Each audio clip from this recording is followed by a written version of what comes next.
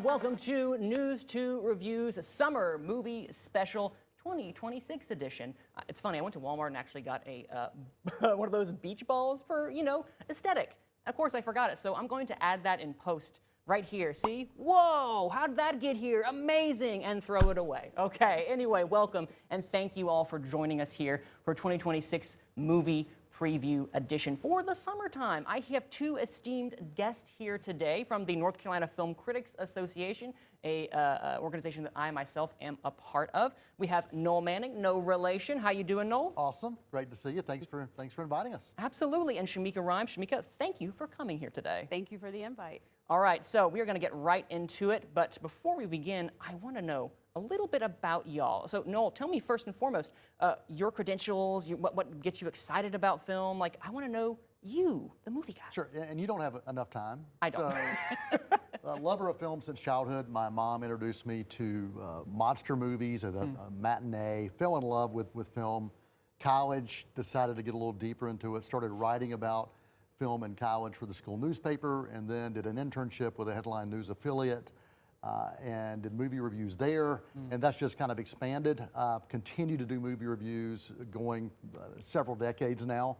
Critics' Choice member, North Carolina Film Critics Association member, former president, Southeastern Film Critics. So film has been in my blood for a long time, and I just love how it speaks to us and how it speaks about us. I was going to say, we kicked you out of the news. No, I'm kidding. We did not kick you out of the president. He decided to step aside, and you are still doing so much work there, I know, for Meet Me at the Movies especially, which we had your son actually on here not that long ago for the best of 2025. Yeah, and that's a joy. I mean, to be able to do this and have my son who loves it as much as I do, and for us to be able to do it together, pretty awesome. Yeah, he was a great president, everyone. All right, Shamika, we have you here today. Welcome, all the drive from Charlotte, right? Yes, yes. I'd love to know, what makes you excited about film, and what are your credentials? Wow, I got to follow up. He's been here long. He's been here quite a long time in this profession. Well, my journey's a little bit different. I'm more of the type that is interviewing the stars. So that is kind of my background. Of course, always loved film. Of course, all the way from E.T. and all those Batman movies and all the things growing up, and Hallmark and Lifetime, those type of sappy movies. Hey, nothing wrong with those. Those are great. Nothing wrong with those. And so I am with Check the Rhymes TV, which is my platform, which is where I do the interviewing stars about like upcoming films, upcoming television shows, even reality shows. And then I write my reviews on themofochronicles.com. Wonderful. And so what made you excited in the first place to get interested in this profession of film?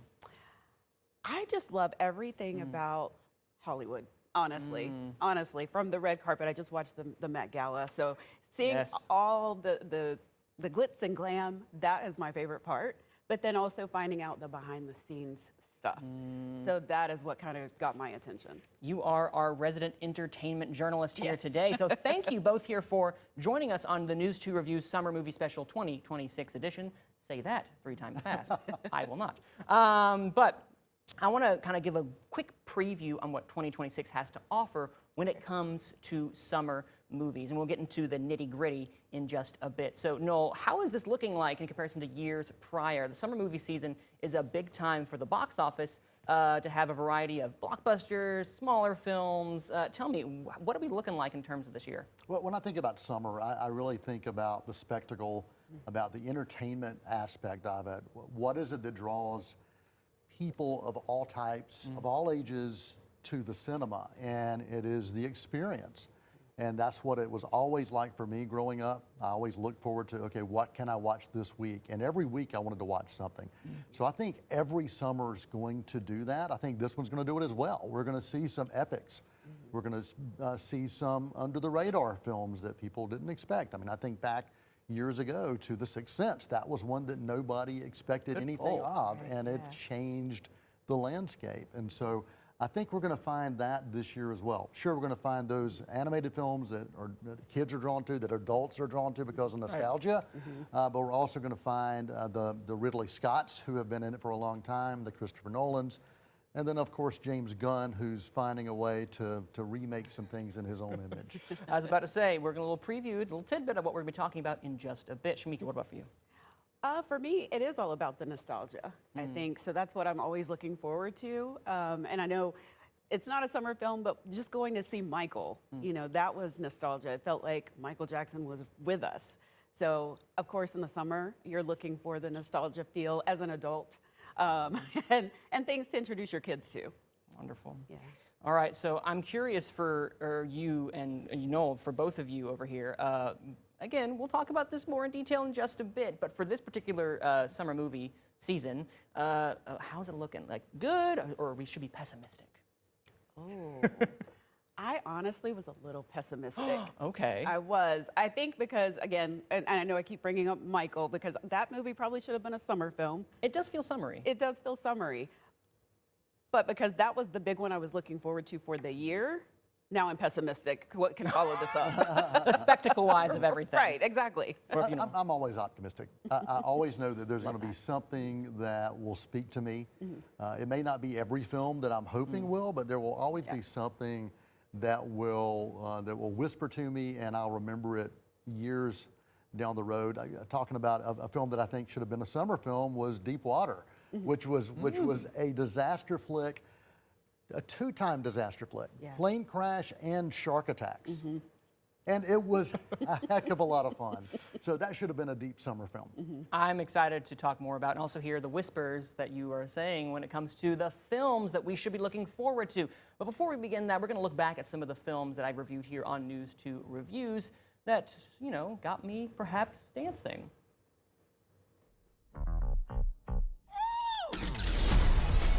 You know what I'm after?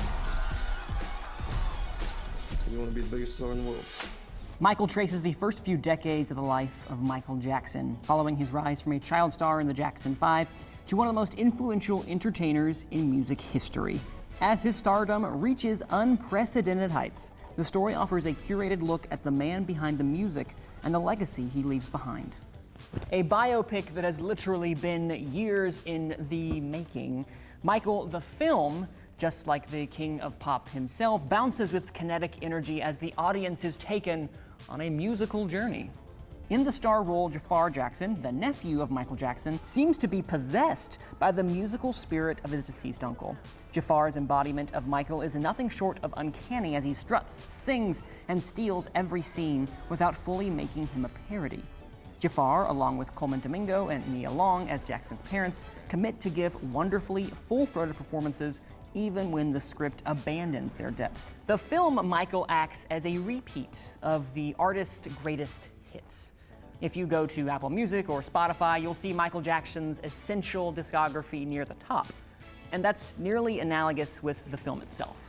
You, the viewer, see the essential storylines weaved together in a foot-stomping medley that will certainly get you moonwalking out of your seat, but ultimately leave you with a feeling of artificial, pop-frenzied emptiness afterwards. You'll remember the music and the glimpses of artistry in the makeup and costumes, but forget the bland building blocks that attempt to create a poorly realized monument to the man in the mirror himself. Michael Jackson was far too of a complex individual to receive a sanitized rendition of his life, stamp approved by the Jackson estate. However, while this film certainly won't heal the world, if you are looking for a biopic that is going to dazzle you with more bold melodies than musical nuance, well, then this is the concert for you. Just don't expect to find anything that will thrill you outside of the stage lights. I'm giving Michael a for you to decide. Look what TJ Maxx dragged in. Sorry, who is this? Do you know her? Do I know her? I'm Andy Sachs. Andrea. She was one of the Emilys. One of the what? Nearly 2 decades after The Devil Wears Prada, successful journalist Andy Sachs is once again navigating the glamorous yet ruthless world of fashion as Runway faces an uncertain future with the ever-icy Miranda Priestly at the helm. The sequel follows its beloved characters as they confront changing industries and the price of reinvention. The Devil Wears Prada 2 proves that there is still plenty of style and a surprising amount of substance to be left on display. Now, while I will say that it doesn't quite reach the same sharp, iconic heights as its predecessor, The sequel explores the 4 central characters in far more satisfying ways than I would have ever expected. Meryl Streep's Miranda Priestley loses some of her mystique but gains surprising emotional depth as the script allows her complexities to surface in a world moving faster than the speed of fashion. Anne Hathaway, Stanley Tucci, and Emily Blunt slide back into their roles with ease, making their characters' growth feel natural and emotionally earned. Tucci, in particular, proves to be the film's beating heart. You know, what surprised me the most was how the film wrestles sharply with the future of journalism and the march of so-called progress. As a journalist myself, Andy Sachs' struggle felt uncomfortably familiar, in the best way. The movie is never afraid to ask hard questions, even when the answers sting. Still, what review would be complete without talking fashion? Even as the film's real focus becomes integrity and survival, the wearable artwork across the board still dazzles and becomes its own character. The only fashion faux pas, Andy's new romance, easily the film's weakest thread, almost feels like a leftover required studio note. I'll be honest, most of the time these legacy sequels feel like they're studio-driven mandates to make a quick buck. However, this is a sequel that has something to say. And true, it may not be as effortlessly chic as the original, but this film finds just enough style and heart to justify stepping back onto the runway. I'm giving The Devil Wears Prada 2 a 2 approved. You can see it only in theaters. That's all. And welcome back. I hope that got you dancing. We saw some of the films that came out earlier this year, and now we're going to get into the films that are coming out the rest of this summer movie season. Essentially, we're going to talk films from Memorial Day until the end of August. People have always had this debate of when does it start, when does it end, because summer's not until June, but summer movie season always starts earlier, y'all. Isn't that right? Yes. We're going to start with one where, in my opinion, one of the greatest living directors of all time is getting his hand back into Aliens. So, Noel, we'll start with you. What is this particular film that actually we were both, all 3 of us were excited about? Yeah, Disclosure Day. So Spielberg and Aliens goes back, Close Encounters, E.T., there's a whole list of other films that are connected to that, even produced films that he did with Super 8 with J.J. Abrams. So Spielberg and Alien, I am there. And as soon as I knew that this was relating to aliens and really more about how we respond as humanity, and that's what all of his films do when you think about it, is how do we respond? Is it out of fear? Is it out of wonder? Is it curiosity? What is it that speaks to us when we are approached with something unknown? So Disclosure Day, absolutely on my list. Yeah, I totally agree. I think even now on social media, you still see people talking about, do aliens exist? Did anybody see that coming across the sky? Did anybody see this? Oh, every day. I feel like. Every day. It's no longer just the National Enquirer. That's very, very true. Right? So, and this has a little bit of cybersecurity in it, a little bit of, the cover-ups, the public panic. It kind of brings back that feeling we had with the pandemic a little bit. Oh, that fear of the unknown. So I think this is going to be definitely a big one for the summer. And I'm curious myself too, because obviously Spielberg is not necessarily someone who, let's say, he's not unfamiliar with the alien extraterrestrial genre, E.T., Close Encounters of the Third Kind. I'm curious how he's going to make this just a little bit different, especially in this day and age when we have cell phones, when we have AI. I'm curious, what are y'all's thoughts, especially looking at the trailers? It's going to be public chaos on the film. That's what I think. Yeah, I agree with that. I think it's just we're in a different world than we were when Close Encounters came out. Yeah. And because of that allows him freedom to do things with characters with strong lead characters, supporting characters, and even the characters that are back in the peripheral. So there's a lot that Spielberg can do with this. So I'm truly excited about this one. Yeah. And a great cast as well. Absolutely. Oh God, Emily Blunt, Josh O'Connell, Colin Firth. I'm really excited to see how this shapes up accordingly. And Coleman Domingo. Yes, Coleman Domingo. Who's already having a great year so far. I And love Bono's Coleman Domingo. daughter. Yes. Eve I was about to say, Sherman. who's who? So, Shamika, we talked about Disclosure Day. What are some other blockbusters of this? There are those big budget, flashy films that we should have on our radar for this year. So this one, you know what? Maybe I'll take back that pessimistic and maybe I love it. just a hint of optimistic, because this one I'm looking forward to. Okay. Masters of the Universe. Okay, okay. I don't know about anybody else, but growing up, I was watching He-Man and She-Ra, all that. Do you guys remember that? I do, yes. Had the toys, all of it. I watched it on Toonami growing up.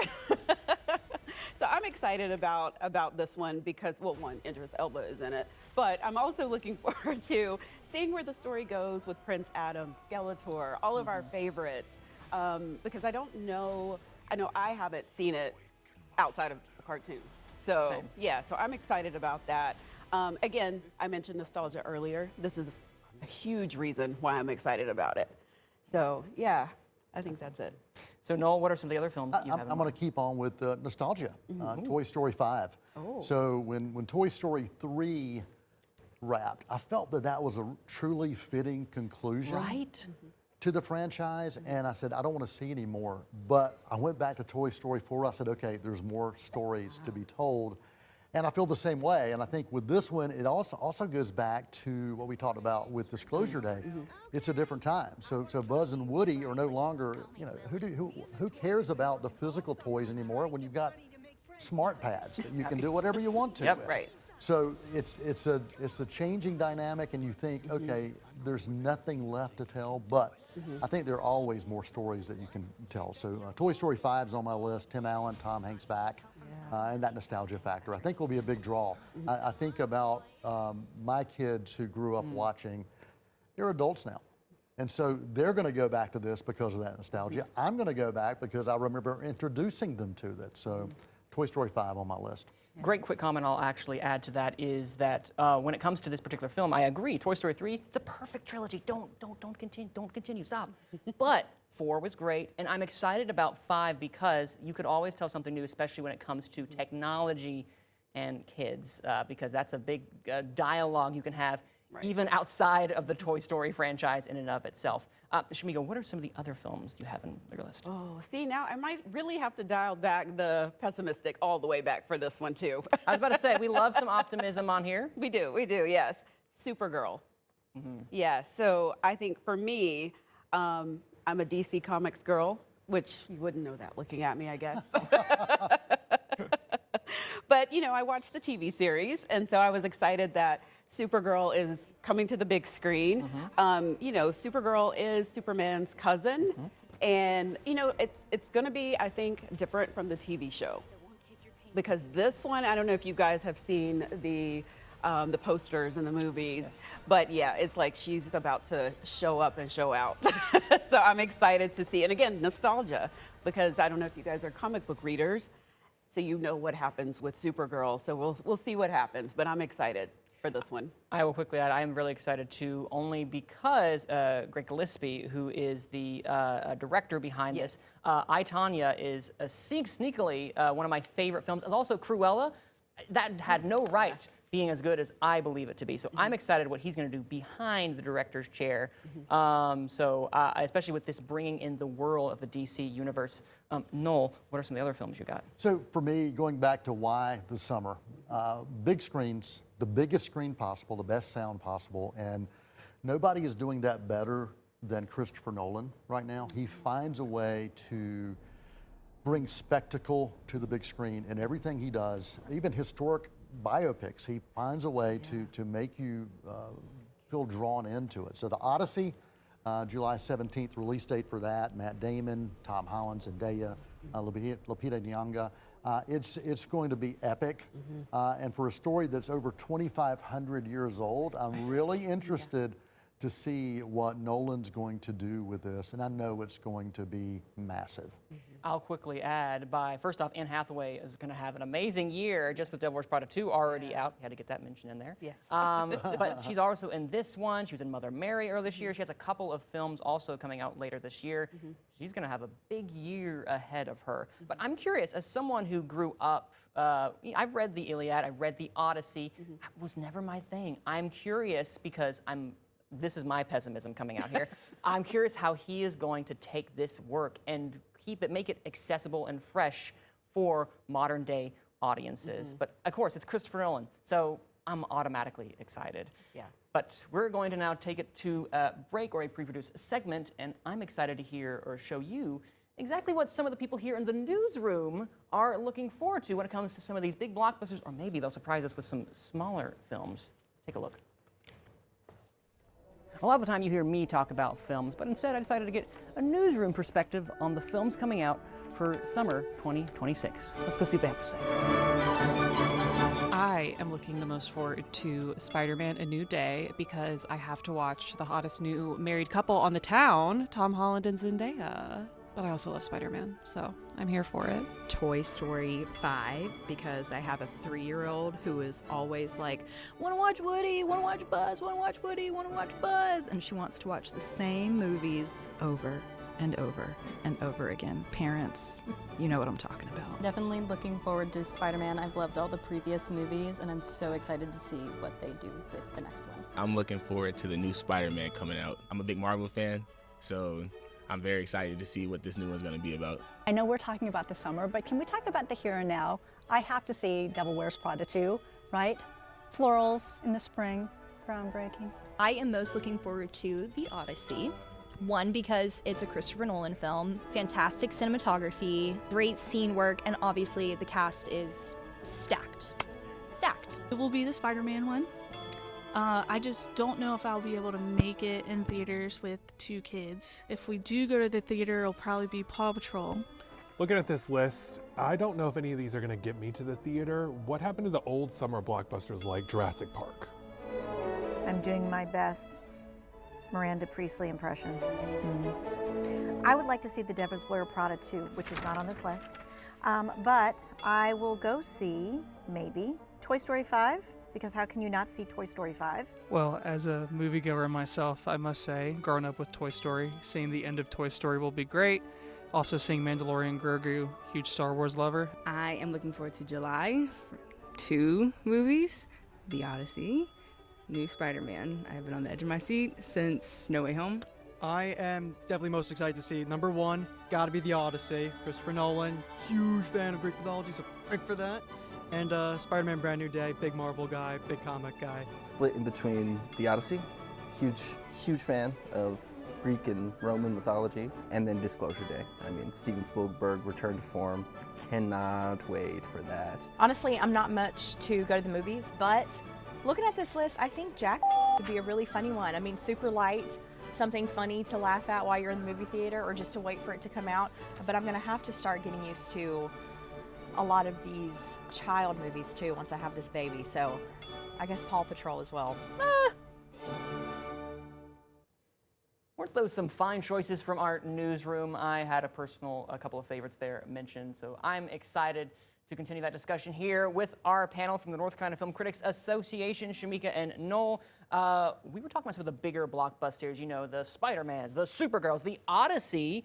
But let's look back at some of the films that not necessarily like small independent films, but smaller than some of these bigger blockbuster films. Shamika, we'll start with you. What are some of the films we should have on our radar? Oh, okay. I think this is one we kind of all agreed on. Yes, we talked about this one beforehand off camera. Yeah. What is that? The Dog Stars. It's based on a book, The Dog Stars, that apparently came out in 2012. So I don't know. Have you guys read it? No, I actually had no idea this existed until we were talking about the trailer, just like that came out, I believe, last week or something like that. Yeah. So this film, again, brings in that pandemic feel. It honestly reminds me, just looking at the trailer, of the show Paradise on Hulu. Oh, amazing show. Yeah, so I'm excited to see like how the full thing unfolds. You know, again, it's a pandemic is going to wipe out most of humanity. So what happens then? Yeah. Ridley Scott takes over. Right. And Ridley Scott, at 88 years old, he takes over and says, hey, let's make a movie about this. Yeah, exactly. Which is also a really great thing because this man has been working nonstop. We know him, of course, from The Martian, from Gladiator, from Alien. Like, tell me a little more about why this film that I will admit, I did not know it existed until last week. Why should we be excited about this, y'all? I'm drawn to post-apocalyptic films. I don't know why. I'm an optimistic guy, but when it comes to that, it's like, I guess that is optimism. Yeah. Because there's somebody that's going to find a way to survive. There's always hope, even in the darkest times. And so I think that's why I'm drawn to these types of films.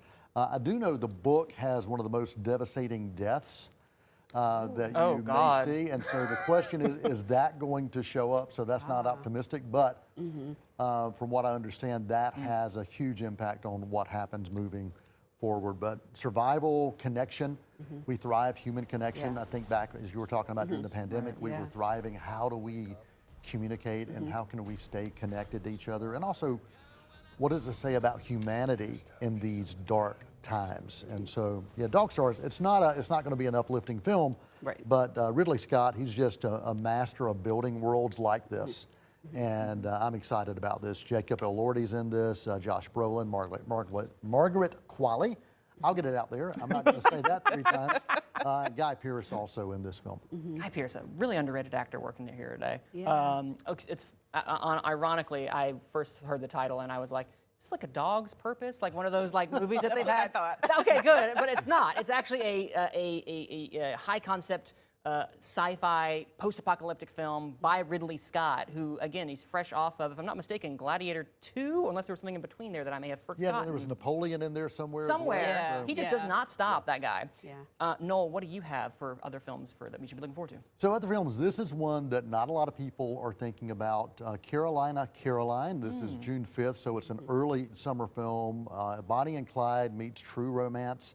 Samara Weaving is in this. Kira Sedgwick in this as well. It's really stylized. It's a crime romance drama.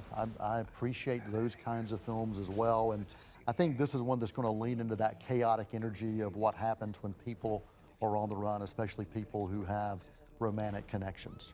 I love that. You're, again, enlightening me on some films that I need to have on my radar as well. Yeah, same. Shamika, what about you? I love Boosters. I do too, and I haven't seen it. Right. So this one comes out May 22nd. Boots Riley is the director, and you know, he does nothing as you would expect. So I'm excited about this because Keke Palmer's in it, Taylor Page, Lakeith Stanfield, Don Cheadle, Demi Moore, great cast. And it's a crime comedy about boosters, professional shoplifters, and they're going to target a cutthroat fashion mogul. So, you know, coming off Devil Meets Prada 2, yeah. Right. So coming off the Devil Meets Prada 2, yes, this sounds like a crazy, wild heist story that I'm excited to see because, you know, it layers like class, power, access, all those things. And I'm sure there's going to be some comedy in there as well. Absolutely. That's a comedy that I'm looking forward to. Say Keke Palmer, I'm seated. Same. So Noel, what about for you? What are the other films? So one more. This one has been in the works for some time. Coyote versus Acme. So if you think about the Looney Tunes, you think about the Roadrunner and Coyote. Listen, the Coyote was just hungry. I mean, he was doing what he was designed to do, and he was trying to get help by Acme. And the Acme Corporation always let him down. So it's a courtroom battle to see, okay, can he sue Acme? And this has been, was based on a 1990 New Yorker article. It's been in development since 2018. It was shelved. If you remember just a few years ago when Warner Brothers, HBO Max decided we're going to shelve some films because of tax breaks. Batgirl was one of those. Yeah. This was one of those films that was shelved, but it found new life, and so it's going to be on the screen. So I'm looking forward to this one because I always loved Looney Tunes. Absolutely. I'm excited too because I thought this was going to go the way of the dinosaur. We're never going to see this again. But here we are. It's coming to theaters. We have one more from you, Shamika? Yes, I do love my franchise movies. So this is Scary Movie 6, comes out June 5th. The Wayans brothers are back. So that is going to change the game, I think, with this one, because that's what's been missing this whole time, because they kind of disappeared after the first one. So the original four, they're back. Marlon Wayans, Sean Wayans, Anna Faris, and Regina Hall. They're back. So I'm excited to see what they do with the story now that they're back and how they can make it current. And I did read something about cancel culture, so I'm wondering how that plays into it, because that's huge now on social media. We'll see. I'm curious. I'm expecting a "was up" reference in there in some capacity. You have to have those little callbacks here and there. All right, we're going to go to our final segment here today before we go into, we're going to go into our final pre-produced segment that I'm going to show you all because we have our film critics from the North Carolina Film Critics Association give their thoughts. And yes, they've already mentioned a couple that we have talked about. You'll just have to see what they are.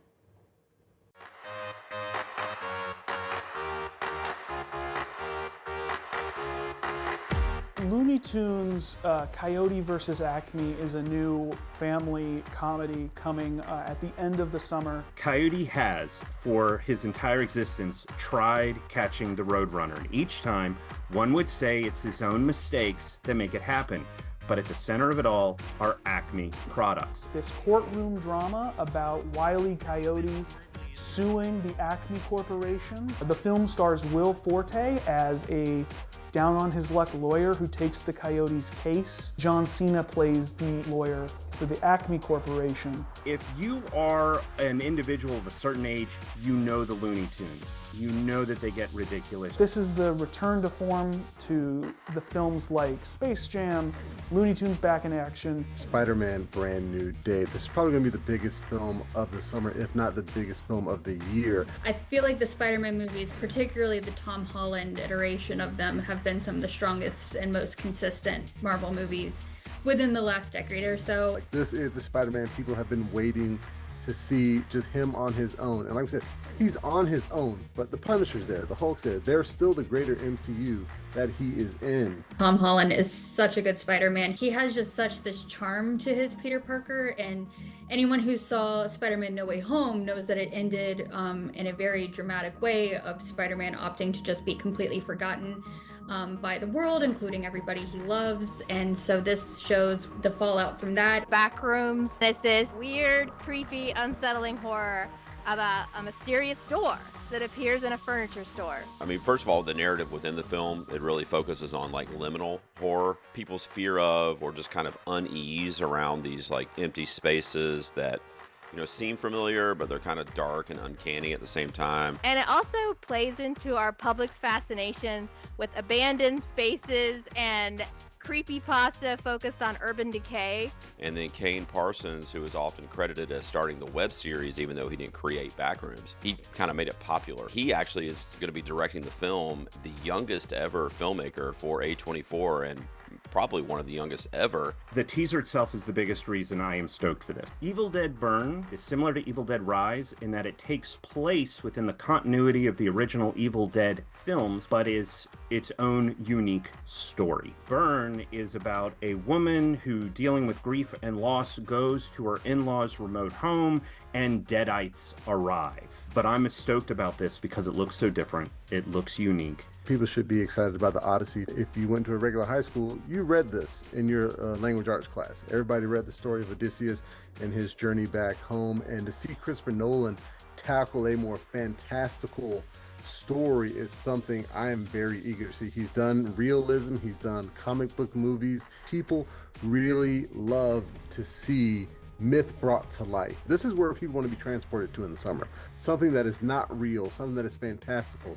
And I think this is blockbuster material. The Death of Robin Hood, directed by Michael Sarnowski, who might be best known for directing the film Pig. And it's this dark and moody adaptation of a ballad titled Robin Hood's Death. Why I'm excited about it is based on purely a selfish desire to relive the days when Hugh Jackman played a character like Wolverine. We've all watched these epic hero stories, but there's this subgenre of them where it's more gritty, it's more dark. It's not so much about a great hero, but it's about a flawed hero.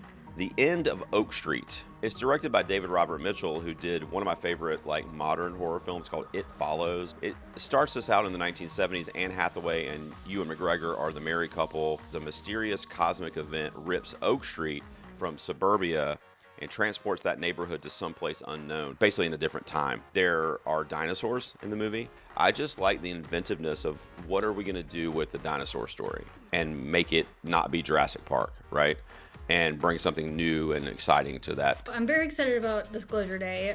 It is a sci-fi action film from Steven Spielberg. He's got a new lead actor for this, Josh O'Connor, who was last seen in Knives Out 3 Wake Up Dead Man, who is about to leak the existence of aliens to the popular culture. When Steven Spielberg is at his best, it is when he's trying to do action. And more sci-fi oriented films. He is just a master of directing tension. Pretty much anything that happens today has this feeling that we're not being told the truth, and that is what Steven Spielberg is trying to hit and talk to you about, while also showing you really cool aliens and exploring the majesty of the universe.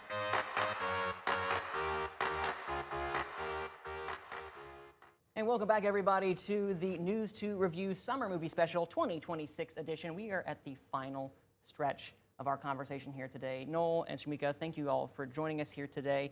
But before we go, we have to decide what is each of y'all's most anticipated film for the summer movie season. Blockbuster, smaller independent film, anything whatsoever. Noel, we'll start with you. Okay, comic book fan growing up. You were a comic book fan growing up as well. So anytime there are superhero films, I'm going to check those out. So I'm going to do a double feature. Supergirl released, that'll be released June 26th, and then just a few weeks later, Spider-Man, Brand New Day. So I'm going to combine those because Supergirl will still be in theaters, so I'll do a double feature. So I can't just settle on one. So we're really looking forward to those. There's no rules. Of course you can do that. I'm excited for Brand New Day. I'll quickly add myself as well, only because I like the idea. This is a street-level Spider-Man that we have not really gotten for the past three, so a direction I'm really excited for myself. Yeah, and also forced to undergo a transition of life. Nobody knows him anymore, and so think about the loneliness that's tied to that. How are they going to change that up? And I'm excited about this one. Absolutely. Shamika? I may just have to go to the movies with you. Come on. I'm really looking forward to Masters of the Universe. Even though my most anticipated film of the year was Michael, but Masters of the Universe for the summer. Yes. For the summer.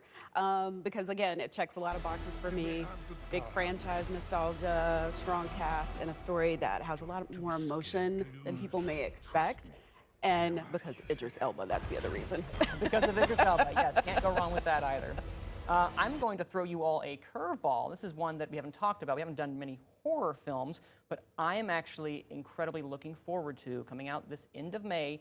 It's a film called Backrooms. And I say that because I grew up actually on the YouTube where the director now, Kane Parsons, who's only 20 years old, mind you, where they gave him a budget, A24, and they're like, make this YouTube project that you have for a Backrooms, a liminal space horror film. I'm not sure if you guys are familiar with liminal spaces, but it's those man-made structures that are abandoned, that are alone, that you do, like for instance, a park at night, one of those old office buildings that are abandoned. Creeps me out. And I love horror movies that creep me out, not necessarily do jump scares. Jump scares are fine, but one that'll get under your skin. And you know what? I decided to give a little highlight to a horror movie. Again, Backrooms is that case. It stars Chiwetel Ejiofor. We got Renata Reinsve. We got a nice collection of actors there, as well as some talent. I myself am curious. If y'all haven't watched the trailer, go ahead. Actually, it's going to be playing. Well, and I'm doing this in post, y'all. What am I doing? You're seeing this right now. Yeah, Backrooms is one that I'm really looking forward to coming out at the end of May. Again, if Kane Parsons, 20-year-old, can make it, you know, maybe I need to do something with my life as well, y'all. He's 20. All right, where can they find you, Noel? Check out Meet Me at the Movies on C19.tv and also on WNCW. You can check out each week Screen Scene with my son Thomas. Perfect. Okay. And I am Check the Rhymes TV on YouTube and themofochronicles.com. It's a website. And I'm also on blackdoctor.com. It's a show called Celebration. Wonderful. And of course, you can always find me right here on WFMY News 2, the hosting News 2 reviews every week, every other week. To get your entertainment joy, because we want to be optimistic, not pessimistic. I think that's the moral of the story. We've turned any pessimism into optimism here today. So again, join me every week for News 2 reviews here on WFMY News 2, and you can watch the special right here on our streaming services. So thank you all so much for joining us here today for the News 2 Review Summer Movie Special 2026 edition. We will see you, isn't that what you say? We'll see you at the movies. I took that.